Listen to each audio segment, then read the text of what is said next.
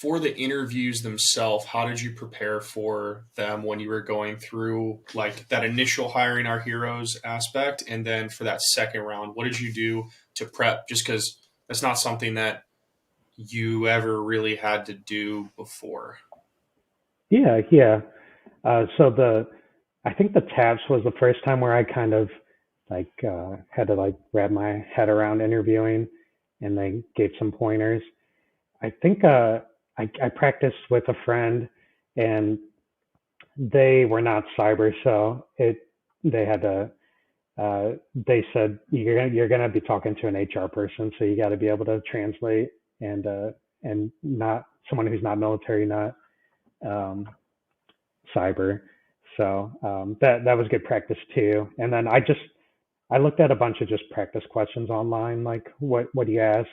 And I tried to think of a couple stories. Like I think there was 5 examples that I had in the Air Force that I could tie them to a bunch of different scenarios of like name a time you dealt with a challenging person that you had to supervise, or name your like biggest accomplishment.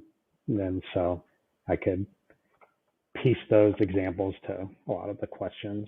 And I didn't have any crazy questions. Did you have any like interesting Amazon questions Yeah, like Google?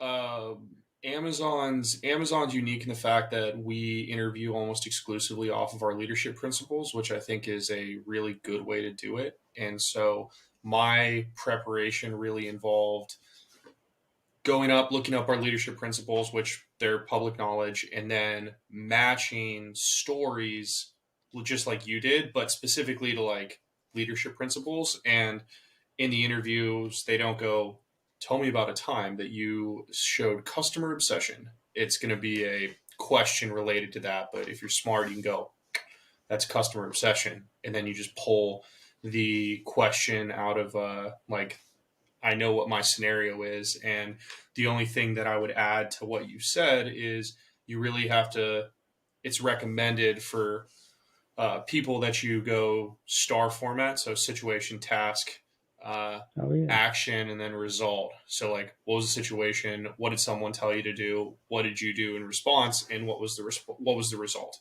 And so I literally had a spreadsheet where it was like leadership principle one, situation, task, action, result. And so I had that all prepped. But something that I think that you brought up that's really important is you really have to, going military to civilian, no one knows what is happening in the military. Like you start learning real quick that we're like an infinitesimal percentage of the American population. And once you factor in global population, if you're interviewing with a global company, so you might be talking to someone who doesn't even live in America, um, all of your experiences are going to be are rather, what's the word? Boutique. Like no one gets it. And so you have to learn how to translate that. And then in cyber, it just adds another like, man, people don't know how computers work most of the time. So you have to, like, for anyone listening to this, and if you're in the military, translating your experience is already going to be difficult. And if you're in a career field that's either a very niche to the military, so like if you're an infantry officer, if you are involved in any real kind of combat arms or something that you really can only do um, in the what's the word I'm thinking of, context of warfare, you're going to have to do a lot of like practice to translate that from military talk to civilian talk so that someone can understand.